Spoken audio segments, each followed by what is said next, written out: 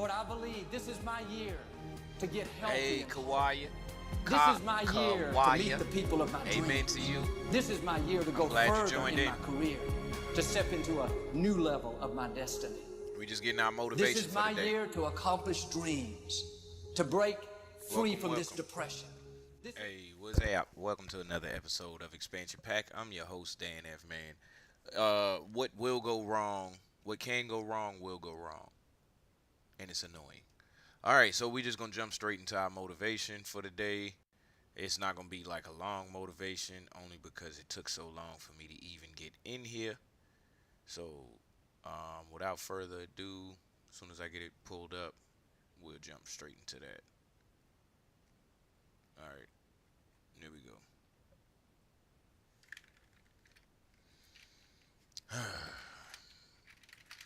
Motivation for women.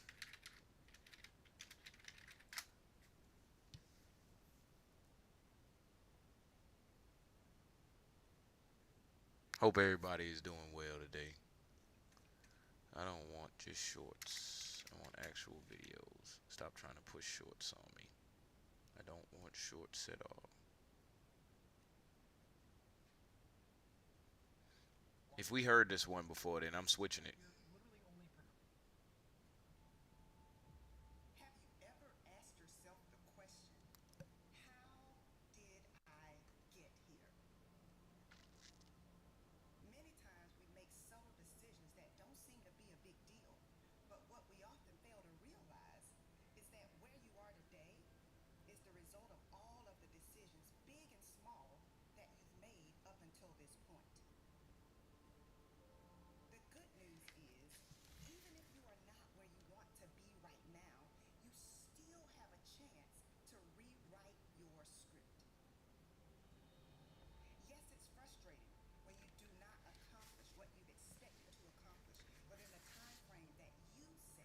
Now I gotta start it over because y'all didn't hear none of that. So many issues. So many issues. That's cool. Have you ever asked yourself the question, how did I get here?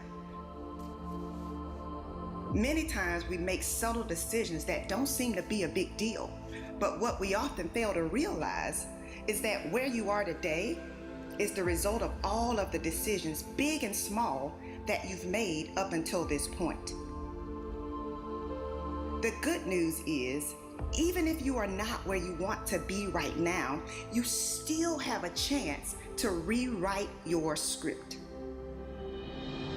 Yes, it's frustrating when you do not accomplish what you've expected to accomplish within the time frame that you set. Yes, all of us want our journey to be a straight path. But in actuality, your journey will have unexpected stops. It will have curves, it will have hills, it will have valleys, you will have sunny days, you will have rainy days. But you have to decide. If I encounter rejection, if I encounter frustration, if I am disappointed, I will not give up. The key is to learn how to separate your feelings from your performance. Yes, some days I don't feel like working. Some days I have to battle with unfair situations. But at the end of the day, I have a decision to make. Either I'm going to have a pity party or I'm going to figure out how to pull myself up. So I say to you today, pull yourself up. Lift up your bowed down head. Guess what? Every day I have to choose to pull myself up. There will always be something that you can complain about. There will always be something that you could be worried about. But what I'm challenging you to do is to pursue your goals in spite of what's going on around you. Take a close look at your life, your health, your relationships, your business, your career, and ask yourself a simple question. Have I given my all? If you are not careful, fear, doubt, and worry will keep you stuck wishing your circumstances were better, but never doing what it takes to improve them.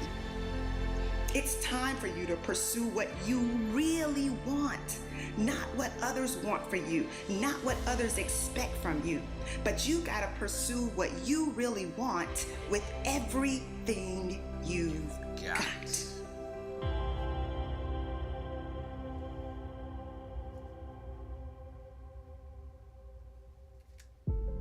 One of the hardest things I've had to do is confront mediocrity in my own life. I'm challenging you to commit to dismantling whatever it is that has been holding your destiny hostage.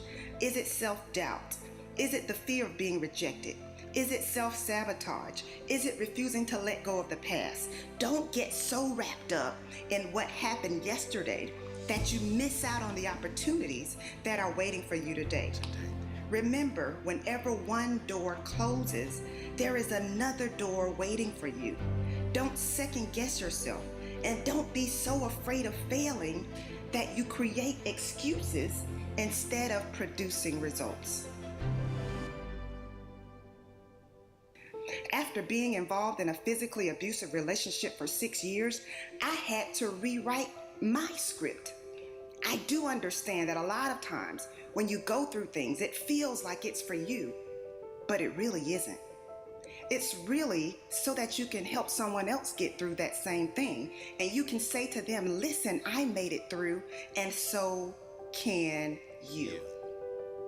I really thought that I would be the last person to do what I'm doing, just because of what I've overcome.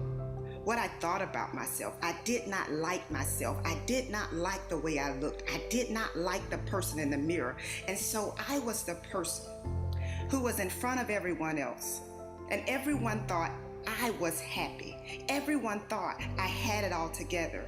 But I was secretly depressed. I was secretly battling with low self-confidence. And I was so broken. And how many of you know that when you are broken sometimes, you can attract the exact opposite of what you need? In retrospect, I know why I stayed in an unhealthy relationship for 6 years. In my mind, I could not do any better. In my mind, there was no way that anyone else would be attracted to me. Oh, come on, Marshals. Hey, appreciate the likes out there, Cole. Stayed. Thank you, thank you, but thank you. eventually, I came to realize that I was not lucky to have him, but he was lucky to have me. I came to realize that I deserved better. You see, setting higher standards might mean that you have to wait a little longer than you anticipated, but getting what you deserve will be worth the wait. Will you commit to making yourself a priority? Yes, there are a lot of people counting on you. Yes, others need you. But guess who else needs you? You need you. Be confident in your ability to overcome any challenge that comes your way. Why? Because your level of confidence is going to determine what you strive for. If you don't have confidence, what you'll do is you'll see something that you want, but you won't go for it because you'll tell yourself, I'm not cut out for this. I'm not good enough for this. I don't speak well enough for this. I'm not credentialed enough, or I'm not qualified enough. And what you're doing is holding yourself back. I never thought that I would be speaking. I never thought that I would be Dr. Jessica Houston. I never thought that I would be traveling the world. I never thought that I would be an author. But it took me stepping out of my comfort zone. It took me saying to myself, you will not let your daughter take the same route that you took. That's what helped me the most. What I have discovered is that women are very good at pretending to be okay. Many times we suppress what we're dealing with and we cover it all up. Women are natural nurturers. In fact, we often help and support others even when we are facing a challenging situation ourselves. Right. Unlocking your destiny is going to require that you add yourself to your priority list. You need you. Let's go.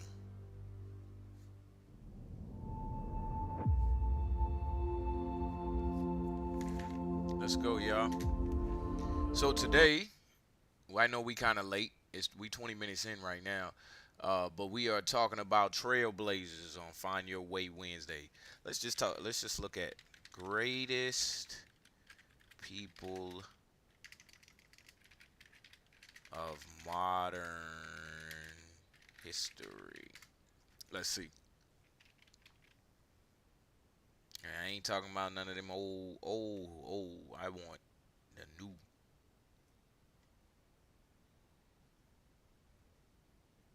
Nah. Okay. Nah, I don't want to see that. Greatest people of the last 100 years. Let's see. 100 history's most No, I don't want to see total history. All right. Trailblazers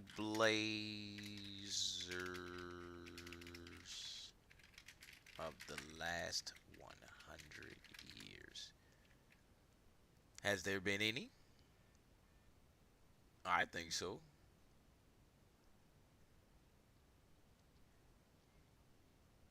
I guess we can only see sports, huh? All right. Well, greatest people in history. Guess we'll just start there then.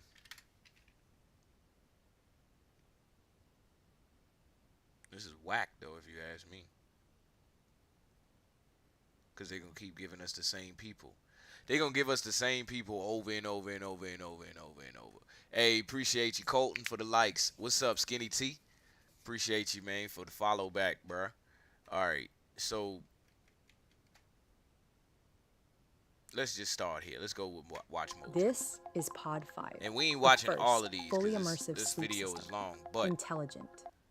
His truth is marching on. Glory, hallelujah. Winston Churchill and Frank. Welcome to Watch Mojo. Get out of here. Okay. All right. We done. We done. Forget people. I was going somewhere with it, but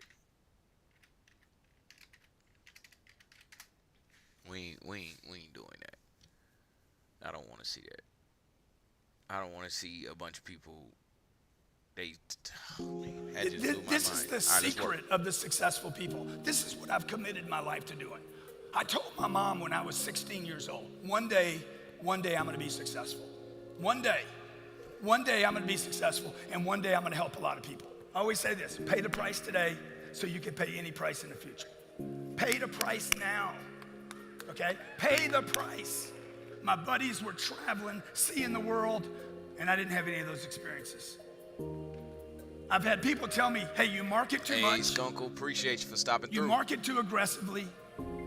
Take me off your list. My office tells me we hit the list too much. I'm like, what's the list for? Hit the list. That's what it's for. There's 8 billion people on planet Earth. Look, I've been ridiculed by my peers, by customers, and by competition. I've been judged for working too much, wanting too much, being too colorful, being inappropriate, insensitive, and too out there. I'm trying to figure it out. I've been threatened, I've been sued, I've been betrayed by friends, I've been ripped off, and I've been copied. Appreciate you, Skunkle. 30 years, 18-hour days. Not 8-hour days, not 10-hour days, not 12-hour days, 18-hour days. I've been married 15 years to Elena. Not one time has she ever said, you work too much. Not one time. She has never said to me, what are you doing getting home so late? She knows what I'm doing. I'm closing deals. I'm taking care of my family. I'm trying to get to 10x levels. It's been 30 years, 30 years. It's probably gonna be 30 years for you too. Doubt, uncertainty, insecurities, rejection, disappointment, judgment. It's gonna be 30 years of it. Are you willing to pay the price? Are you willing to pay the price? If anybody thinks you're going to be successful without paying that price, you're wrong. Now that's just a starter. That's just a starter for what I want to say. What I was looking for is just some good examples of where you're at in your personal life if you're watching this. I know where I'm at in my personal life, and I really am hitting a shift to whereas being this great entrepreneur, trailblazing type person that's just normal. That's what everybody around me should be doing. But it's not something that started that way. So I was trying to show a contrast. Everybody want to rule the world, and sometimes we get a chance to. So, yeah, what it takes to be successful. Let's see if they got something for what it takes to be a trailblazer. And not the basketball team. Ted got it for me. Let's see. Chevy Trailblazers. All right. Yep, they think in cars. They think we talking cars. What it takes to stand out. Ah, that's a better one, right? We don't care about designers specifically. Let's see what's up. Mom, can you come pick me up? I'm scared. I can't do this anymore. It's so stressful. Hey, sounds like you. Hey, what's good, Neil? The best thing you can do is teach people to write, because there's no difference between that and thinking. And one of the things that just blows me away about universities is that no one ever tells students why they should write something. It's like, well, you have to do this assignment. Well, why are you writing? Well, you need the grade. It's like, no, you need to learn to think, because thinking makes you act effectively in the world. Thinking makes you win the battles you undertake, and those could be battles for good things. If you can think and speak and write, you are absolutely deadly. Nothing can get in your way. So that's why you learn to write. It's like, and I can't believe that people aren't just told that. It's like, it's the most powerful weapon you could possibly provide someone with. And I know lots of people who've been staggeringly successful and watched them throughout my life. I mean, those people, you don't want to have an argument with them. They'll just slash you into pieces. And not in a malevolent way. It's like, if you're going to make your point and they're going to make their point, you better have your points organized, because otherwise you're going to look like and be an absolute idiot. You are not going to get anywhere. So let's say you own a pencil factory, I'm a worker in that pencil factory. You can have all the machinery, you can buy all the raw materials you want, but without me, and presumably many others like me, to assemble the pencils, all you would have is a pile of wood, yellow paint, graphite, rubber. Who do you think put more in? The guy who spent millions of dollars buying all the machinery, leasing the place, making sure there was a management structure, doing the LLC formation, making sure all the tax code was in compliance? Or are you standing outside because you can stick a piece of graphite into a piece of wood? Now we're done. If you can formulate your arguments coherently. Hey, he broke my man's down, though. He did break my man's down, though. One task repeated over and over and over and over and over 40 hours a week versus 100 tasks you have to complete accurately, because you only get one chance to do it, and if you mess up on it, you got to do it again. Make a presentation. If you can speak to people, if you can lay out a proposal, God, people give you money, they give you opportunities, you have influence. That's what you're at university for. And so that's what you do. Is you're in English, right? In languages anyways. It's like, yeah, teach people to be articulate, because that's the most dangerous thing you can possibly be. So, and that's motivating if people know that. It's like, well, why are you learning to write? Because here's your sword, here's your M16, right? Here's your bulletproof vest. like you learn how to use them. But it's just, it's an endless mystery to me why that isn't made self-evident. So that's the sort of thing that can drive you mad trying to sort out. So I pretend to teach, and you pretend to learn. It's like people are, there's a conspiracy to bring people into the education system to make them weaker. So I guess that keeps the competition down. Maybe that's one way of thinking about it. If your students are stupid, they're not going to challenge you. Okay, I got another one for y'all. Thinking for yourself. Oh, as a matter of fact, before we even do that, we're gonna look at this.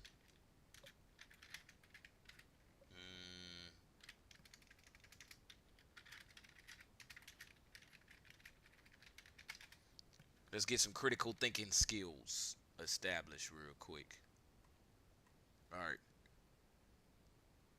We just gonna go, I'm gonna let y'all see it for yourself. Well, this is 3 minutes. We'll watch this one. Let's go.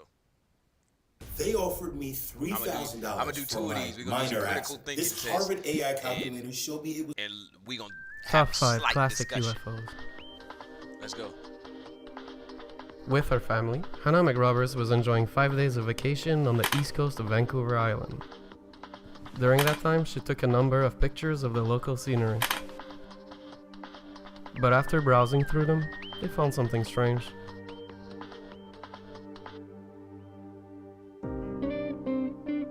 Analysis by the Journal of Scientific Exploration of the original negative found no evidence of a hoax. The results suggest that the disc was a three-dimensional object, at the very least 30 feet from the camera. This footage was endorsed by famous skeptic and believer Stanton Friedman. It was one of these clear days, and that's why I was up, because you could see to infinity, and it was an ideal day for aerial photography. And it appeared silver with a shadow underneath, as though it was metallic, and it was moving at a rate of speed, I would say 150 miles an hour plus or minus, and appeared to be maybe 20 meters across.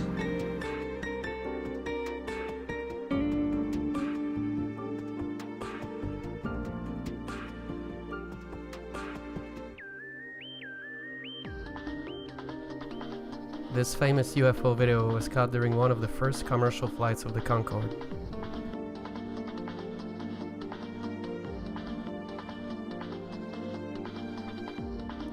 Oh, you see it? It has been stipulated that the UFO is a reflection inside the lens of the camera. However, no other such reflection was ever seen in the footage.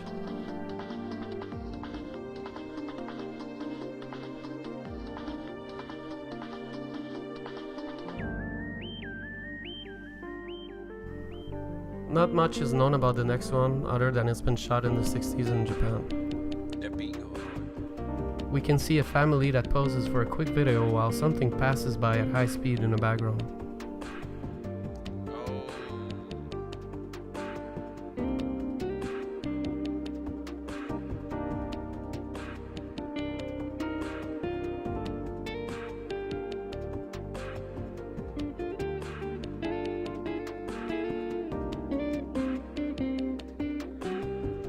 Shot in Las Vegas, looking towards a military base, this footage shows incredible maneuvers of a mysterious object in the distance.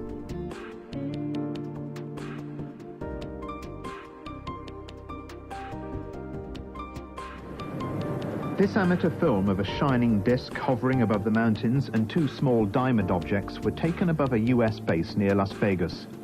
The small discs are around 14 feet in diameter, according to cameraman Ray Wardle. You can see objects hovering over, come up, and usually we get, so they're high. All right, I'm gonna hit y'all with one more.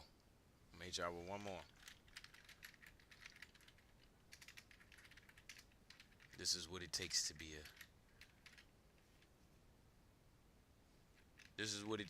a trailblazer. I just want one that's short.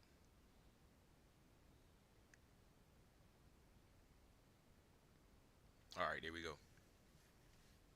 Japanese women weigh less and never hit the gym. The secret? A simple 4-ingredient natural recipe that's 7 times. We're looking into a picture going around online this month. It claims to show a screenshot of a 2002 episode of The Simpsons that eerily mirrors real-life events. The Simpsons, the way it has entertained us for over 2 decades with its sharp wit and satire. But is there more to it than meets the eye? From time to time, this animated sitcom seems to have made predictions that leap from the screen into real life. From breakthroughs in technology to earth-shattering events worldwide, their foresight is nothing short of uncanny.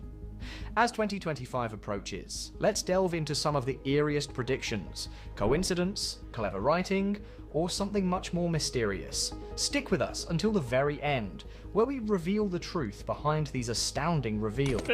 Not the end of the world. Let's start with a spine-chilling moment that took the internet by storm. A 2002 episode of The Simpsons shows Donald Trump touching a glowing orb, flanked by 2 Middle Eastern-looking men. Fast forward to 2017. President Trump, alongside the King of Saudi Arabia and the President of Egypt, recreated this surreal image in real life during the inauguration of a global center. How could a cartoon from decades ago capture this moment so accurately?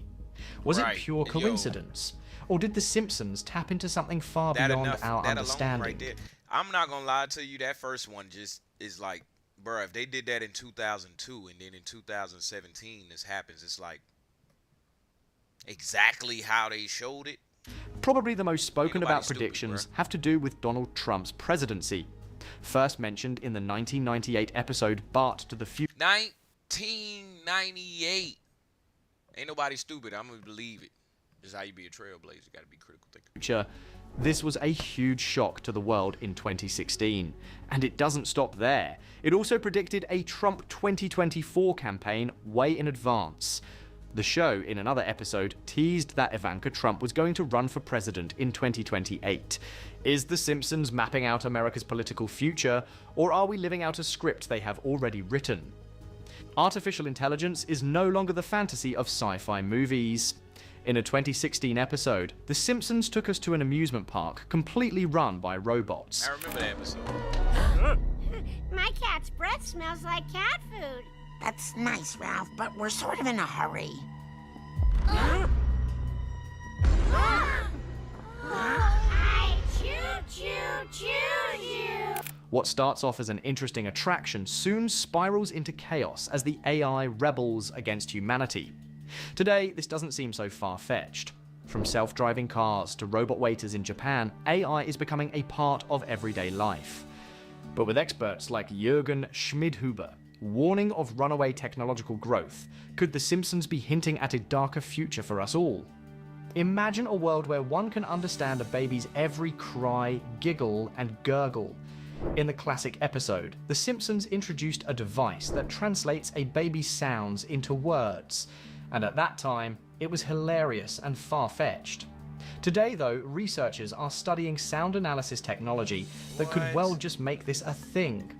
Could this invention change parenting forever, with sleepless nights now a distant memory? It's another of those Simpsons predictions that treads a fine line between comedy and chilling accuracy. What if you could have a 5-star meal without having to leave your living room? In one freaky Treehouse of Horror episode, Homer and Marge dine on virtual food while donning VR headsets. While it sounded utterly ridiculous at the time, it's companies today working on immersive dining with the use of virtual reality. From cruise ships to high-tech restaurants, the concept of VR dining is getting more concrete, proving once again how The Simpsons called it. In an episode with a holographic invitation, The Simpsons showed us what could well be our future. One where holograms replace our regular means of communication. Nowadays, high-definition holograms are not just fantasies. Already, devices such as Dremok blow our minds with 3D projections. Is this the next step in digital evolution? Think about a world where holographic messages will be as normal as video calls today. It is exciting and partly creepy to think about what the future holds. In one surreal moment, The Simpsons once took it even further, with subliminal messages in pop music. A boy band's hit single actually had hidden encouragement to join the Navy. Preposterous, right? Well, history teaches us that the medium of music has been used as a form of propaganda and persuasion. Maybe this goofy episode was really one of those quiet little reminders about how easily our minds can be controlled. In the 1993 episode Marge in Chains, Springfield grapples with a flu epidemic that eerily resembles real-life pandemics. Mother. The tour poster's here! Come on, Murphy. Yeah, the next. So since we got a commercial break real quick, let me just throw this out here. The reason I'm showing this is because I want to get your mind and your brain juiced up and ready for thinking on its own. You know, in order to think on your own, you got to get challenged in some way, shape, or form. And in order to think on your own, well, once you can think on your own, you can become a trailblazer of sorts and create your own path through this thick forest of mind. So that's why I'm showing this video right now, just to get you thinking. Extra special hug ready. I bought you a new juicer. Good Lord. Flu germs entering every orifice in my head. The COVID-19 crisis unfolded more than 2 decades later, strangely reminiscent of how the show plotted the story. In the 90s, this premise, a virus leaping from unusual objects into humans, seemed unreachable. Then came 2020. Was this another example of The Simpsons forecasting the future, or the weakness of our globally interconnected overexposure? Flying cars, those things of science fiction dreams. And another one of those Simpsons predictions. In a 2005 episode, Bart and Lisa see a future of flying cars as common as bicycles. Well, companies like Samsung Sky will turn that into your reality. Recently, their Switchblade flying car took to the skies for 500 feet, inching us toward a world where jams up in the air could happen. Still, at $170,000, this is one futuristic convenience still out of reach for many. The thought of that Simpson-esque future does not seem so far-fetched anymore. There's this sense of foreboding subtext to some Simpsons episodes, like the apocalypse is going to happen. From rogue AI and global pandemics to environmental collapse, the show has subtly painted a world teetering on the edge. In one episode, Springfield is engulfed in chaos as society crumbles, a terrifying glimpse of what might occur should humanity lose its way. Doomsayer Homer Simpson is predicting the world will end next Wednesday. Homer, what turned you from sad drunk to mad monk? Funny story, Kent. It's the end of the world! Could these episodes be cautionary tales urging us to act before it's too late? Finally, we revisit an older episode where Homer jokingly warns about World War III.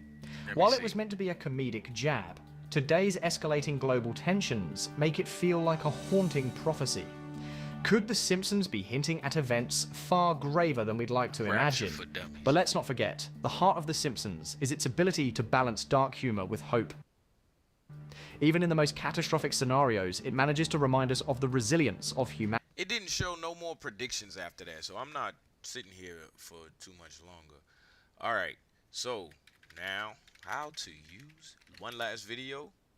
We're gonna get some quotes in here to get y'all on y'all way. And I think y'all could blaze some trails. 5 tips to improve critical thinking from Ted.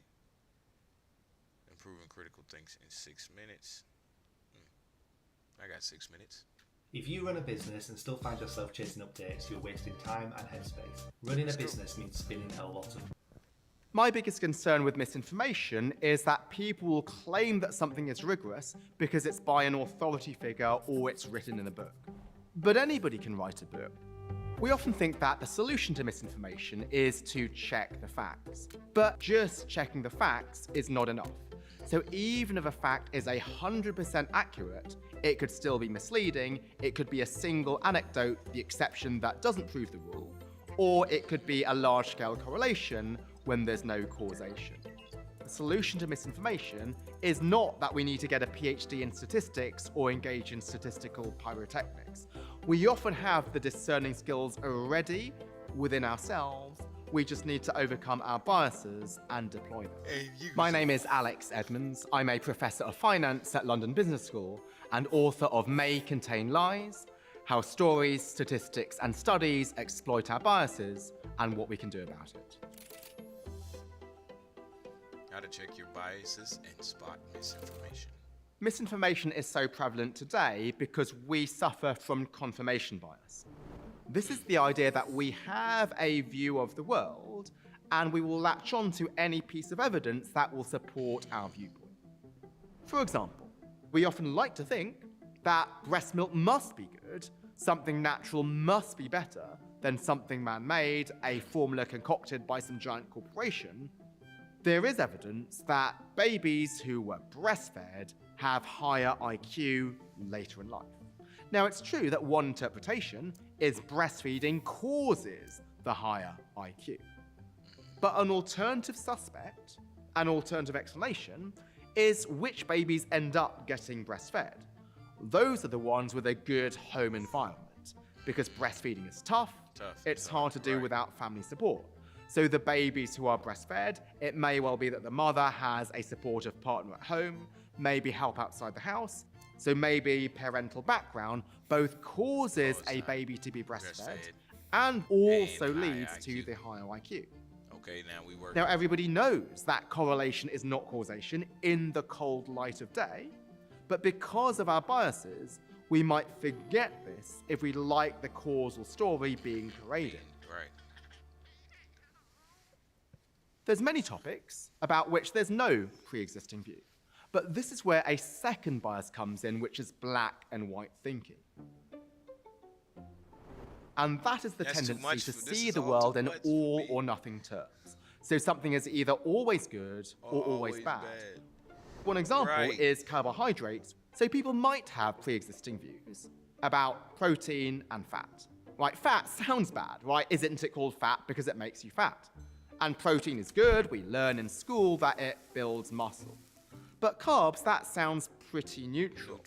But if we suffer from black and white thinking, we think that carbs has to be either always good or always bad. So the Atkins diet played on black and white thinking with a diet which claimed that we should eat as few carbs as possible. When in reality, some things can be moderate, and what this means is that they're either good up to a point or only bad after a point. So if you take carbohydrates, scientific advice recommends that carbohydrates are actually good as long as they are within 30 to 50% of your daily calories. But that would be difficult to implement. You would need to track all of your calories from carbs and fats and proteins and then look, are my carbs within this small range? So a simple rule, a black and white rule, such as avoid carbs, that's something that can easily catch on, even if it's not backed up by science. To write a bestseller, Atkins didn't need to be right, he just needed to be extreme. To check the truthfulness of a bold claim, if it's a claim that you would like to be true, imagine it was the opposite claim. And look at how you would try to knock it down. Y'all need to see that again. For example, if a study claimed that you would like to check the truthfulness of a bold claim, if it's a claim that you would like to be true, imagine it was the opposite claim, and look at how you would try to knock it down. For example, if a study claimed that breastfeeding leads to lower IQ, that is something which just jars with us, it just sounds wrong. And how would we try to knock it down? We would appeal to common causes. We might say, well, who are the mothers who breastfeed? They might be poor because they're not able to afford formula. And it could be the poverty which is leading to the lower IQ, not the breast milk itself. So now that we've alerted ourselves to the possibility of common causes, ask ourselves whether those common causes could also explain the actual correlation. Is it that family affluence, family background, is leading to that result rather than breast milk being what's causing the high IQ? Why is healthy skepticism healthy? Often the advice given by some widely paraded studies is highly restricted. But when we recognize that these studies are actually more flimsy, then we can live more freely. My wife could choose to bottle feed our son, or I could choose to help out, without feeling guilty. Without feeling bad. Right? Similarly, the idea that you need to avoid carbs to lose weight, this will mean that we're always carb counting, we can't even eat some pieces of fruit, but when we realize that the evidence behind this diet is actually almost non-existent, then this allows us much more flexibility in our diet. These tools aim to help you reduce the amount of misinformation that you will fall for. It might not completely eliminate it because you're human and you can't get it right all the time. But if you reduce the amount of times that you're susceptible to misinformation, that can improve your life in many ways. Get smarter, faster with videos from the world's biggest thinkers. All right, y'all. We're going to go out of here with some quotes for today. Quotes for ambition.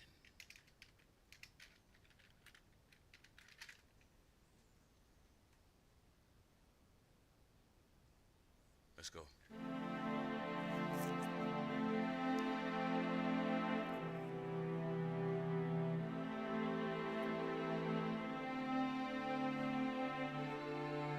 I used to think as I looked out on the Hollywood night, there must be thousands of girls sitting alone like me, dreaming of becoming a movie star. But I'm not going to worry about them. I'm dreaming the hardest. Marilyn Monroe.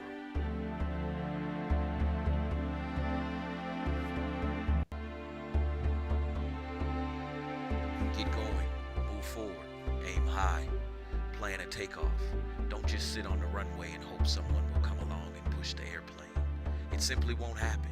Change your attitude and gain some altitude. Believe me, you'll love it up here. Donald Trump. Hey, that what it do. Intelligence without ambition is a bird without wings. Walter H. Cottingham. Women who seek to be equal with men lack ambition. Timothy Leary. The best is the enemy of good. Voltaire. A man's worth is no greater than the worth of his ambitions. Yes, sir. Lego. Hey. I would rather be a little nobody than to be an evil somebody. Abraham Lincoln. Hey, Lego. I'd rather be partly great than entirely useless. Yes, Neil Shusterman. Why do I do anything? She says. I'm educated enough to talk myself out of any plan, to deconstruct any fantasy, explain away any goal. I'm so smart, I can negate any dream. Chuck Palahniuk. Well, I didn't see his last name. Because there was a hunger in me to see everything and do everything. I wanted to be everyone I saw. I wasn't enough for me. Can you understand that? Sidney Sheldon. I'm either going to be a writer or a bum. Carl Sandburg. Anxiety is the handmaiden of contemporary ambition. Yeah, exactly. His resolve is not to seem, but to be the best. Too many people out there tell us what we can and cannot do, but they don't know who we are, what's put in us. Ambition is all very well, my lad, but you must cloak it. Jonathan Shroud. Hey, let go. Persistence, perfection, patience, power. Prioritize your passion. It keeps you sane. Chris Jammy. Find a purpose to serve, not a lifestyle to live. Oh my gosh, Chris Jammy. Being with him made me want to make my own dreams, discover my own path. I was my best self when I was with him. Last one. The difference between greed and ambition is a greedy person desires things he isn't prepared to work for. Let me say that one again. The difference between greed and ambition is a greedy person desires things he isn't prepared to work for. Habib Akandi.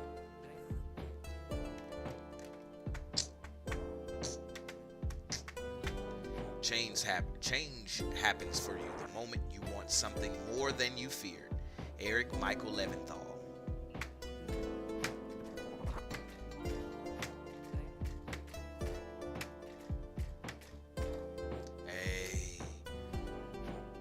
Now, y'all know me. Usually I pick the quotes where other people reading them, but hey, I got to read me some quotes today, so I ain't tripping on it. All right, y'all, this has been another episode of Expansion Pack. As usual, I'm your host, Dan F. Man. I'm glad y'all was able to chill with me today, able to do y'all a thing. You know what I'm saying? I'm going to go ahead and get up out of here for today. Go out there and be a critical thinker. That's the only way you can blaze your own trail. You look back and be like, I did that. And that's about it. This show right here is my personal work right here, so it's my trail to be blazed. I didn't necessarily start out doing this, but now that I'm here doing it, I like it, and I'm going to keep doing it. So y'all join me again tomorrow.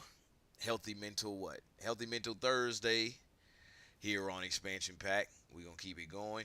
I'm your host, Dan F. Man. This is DGTA TV. Peace. Now, at this point, he right. Y'all need to be branching out. Y'all don't need to be stopping where you're at. You know what I'm saying? Because anything could turn, change, or happen as far as the future goes. So some of these new things that are available right now, I don't think the Amish are driving cars just because cars are around. And I don't think that just because YouTube is out, people over 40 or 50 or whatever age you may be at should be having it. But there are things out there that, as far as the new technology and the new upgrades in life are concerned, that you should be paying attention to. Like they switched over from analog to digital TV, and you know, you can still go get an antenna, but imagine that older person who has this old TV and they don't have a flat screen and things like that when that happened. So it's kind of like the same thing as far as knowing how to work this equipment. If you in your 50s right now, you should definitely know how to use a smartphone. If you are in your 50s right now, you should definitely know how to, I guess, not use social media, because there's no particular use of social media, but you should be familiar with at least the fact that it exists, because it's a source of information for people. So what I'm saying is, if you only watching the 9 o'clock news, then you're missing a lot of information that may be coming in. But at no point am I saying that you need to go start a YouTube channel and blog about your life, unless that's something in your ikigai. All right. Now, I like my man's speech. Yo, I need some shorts on this topic. I don't want to see a long video. Let's see.